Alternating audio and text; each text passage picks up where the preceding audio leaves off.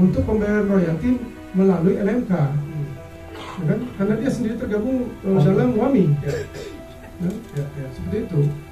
Makanya kita agak kaget kenapa dia harus melarang saya untuk membawakan lagu Dewa gitu ya. Tadi kan kaitannya sama minta izin itu kan artinya juga ada perizinan langsung gitu. Coba undang-undang pengaturnya itu kan dengan LMK gitu ya. Nah, apa yang terjadi jika itu dilakukan gitu Mas, kalau misalkan ada direct izin gitu. Oke. Suaranya. Ya, terima kasih. Jadi waktu Once minta tolong saya untuk dampingin dia kasusnya, saya bilang, lu nggak butuh lawyer, Cek. Masalahnya gampang kok. Ya kan? Tapi setelah kita diskusi lama, saya pikir oke deh saya dampingin. Karena gini, yang pentingnya sebenarnya kalau masalah hukumnya nggak ada, ini sebenarnya sensasi aja dibikinnya. Ya. Cuma ini udah menurut saya memang perlu untuk karena ini sifatnya sudah disinformasi ya, sengaja pengaburan, bukan hanya misinformasi nih, sudah disinformasi, seolah-olah Once bersalah, seolah-olah Once berasal dari pusaka Dewa gitu ya, sehingga kemudian fokuskan gitu. Serangannya bukan cuma jadi masalah hukum, jadi masalah personal juga kan, kelihatannya jadi begitu gitu kan. IO nanti juga akan jadi gentar, akan jadi males gitu kan, itu kan juga bahaya gitu buat Once. Kalau masalah hukumnya sederhana sekali ya, ini masalah pemahaman dari orang yang tidak paham. Undang-undang Cipta itu memang memberikan hak kepada pencipta ya, izin, itu benar, pasal 9. Perhatikan deh, pencipta-pencipta yang senang banget melarang orang gunain lagu pasti bilang pasal 9. Pasal 9 itu memang pasal untuk izin, jadi ada 9 hak pencipta. Kalau Anda pencipta, Anda punya hak untuk menerjemahkan karyanya gitu kan, kalau buku ya, mengadaptasi, kalau musik, mengaransemen, itu hak ekonomi Anda sendiri, Anda boleh sendiri. Jadi kalau saya punya lagu, ngasih ke saya gitu, coba gua bikin musikal ya, boleh berapa? 200 juta, itu bisa bayar. Tarifnya dia sendiri nentuin, nggak ada lembaga lain. Cek, lagu lu gua ganti liriknya ya, bahasa Inggris, oke. Berapa? 1 juta. Udah. Itu hubungan antara si pencipta dengan yang ketiga. Boleh langsung. 8 hak tuh.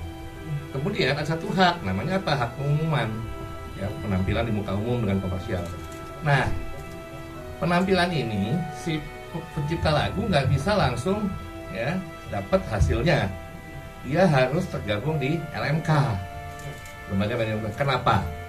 Kenapa harus diatur seperti itu? Kalau nggak kacau balau. Ya, ada warungnya kios jam 3, Ahmad Ali datang minta duit jam 4. Mana lagunya diputar di iya, kan siapa Slang datang. Tiap orang bisa dimainin, dimainin gitu ya. Semua orang minta lagu sendiri-sendiri kan. Yang punya kafe kan kapan kerjanya kan bayar terus. Udah itu tarifnya sendiri-sendiri. Makanya kalau mau dapat duit royalti dari performing, ya undang-undang bilang harus ikut LMK. Dan kita tuh udah ada banyak LMK. Ada 11 LMK. LMK 11 terus dibikin namanya LMKN. Gitu jadi setiap orang yang mau dapat duit dari royalti kalau lagunya dimainin di muka umum, konser, ya apalah segala macam, itu dia harus masuk di LMK. Nanti LMK yang mungut duitnya dari para penyelenggara. Nanti LMK baru bayar ke si pencipta. Itu mekanismenya. Ya, atur. Nah, itu kan cuma soal royalti, pasti nanya gitu dong orang teman-teman. Izin gimana? Enggak termasuk izinnya. Jadi waktu si pencipta ngasih surat kuasa ke LMK buat mungut royalti, dia kan udah ngasih izin lagu itu diputar, iya nggak? Gimana lagu bisa diputar kalau lagunya nggak dimainin dulu? Jadi artinya kalau pencipta ya nggak mau lagunya dimainin, jangan bikin lagu. Gitu, itu aturannya. Nah, ini bukan penafsiran saya, karena pasal 23 ayat 5 jelas bilang Setiap orang dapat melakukan penggunaan secara komersial ciptaan dalam satu pertunjukan tanpa meminta izin terlebih dahulu kepada pencipta dengan membayar imbalan. Ya. Jadi pasal 9 bilang harus izin. Pasal 23 bilang tidak memerlukan izin kalau untuk performing. Ya, jadi sifatnya jadi yang pasal 9 khusus, umum, pasal 9 khusus. Kan hukum ada yang gitu kan? Jadi gini misalnya, kita bikin aturan makan malam setiap hari nggak boleh lebih dari jam 7 malam. Terus ada pasal di bawahnya, kecuali hari Rabu kita boleh makan malam sampai jam 12 malam.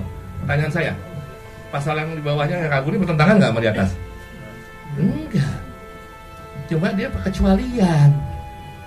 Nah, perkecualian itu untuk apa? Untuk performing. Yang 2% tadi itu. 2% tadi. Dan jadi kalau orang cuma baca pasal 9 itu undang-undang kita punya hak mutlak segala macam, tapi kalau mau baca pasal 23, kalau pasal 8, sesat lah dia. Kalau kita baca undang-undang kayak atau baca kitab suci nggak lengkap, ya sesat lah, jadi ekstremis lah kita. Ini yang terjadi. Jadi masalahnya sederhana sekali. Apakah Once bersalah? Ya baca undang-undang yang benar dong. Gitu. Once kan nyanyiin lagu.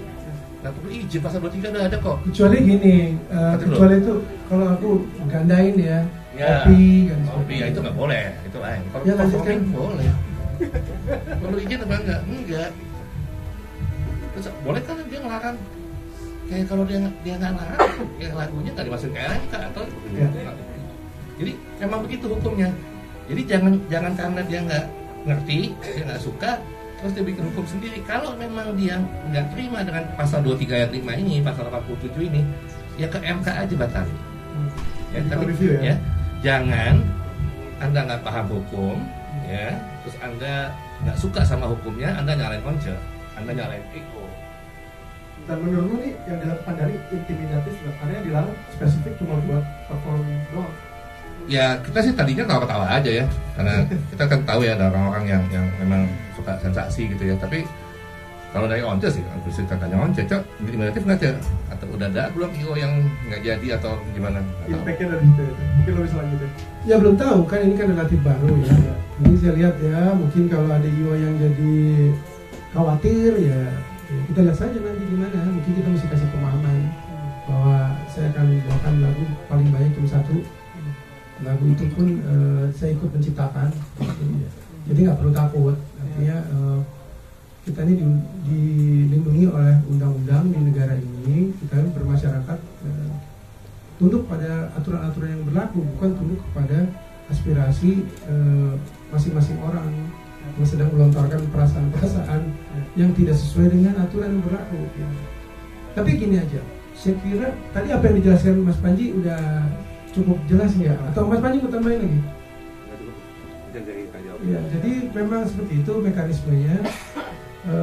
Pasal 23 itu dan pasal 87 di Undang-Undang Hak Cipta itu merupakan lex spesialis derogat lex generalis, atau sesuatu yang khusus yang ada di atas yang umum dalam konteks Undang-Undang Hak Cipta nomor 28 tahun 2014.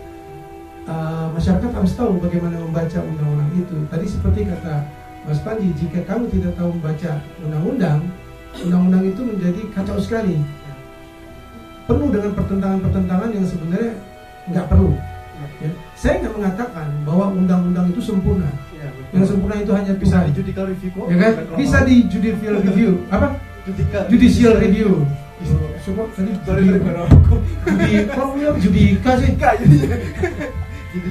judicial review itu bisa dilakukan ketika kita tidak merasa puas dengan satu aturan, atau kita merasa ada pertentangan di antara undang-undang dan aturan-aturan yang berlaku.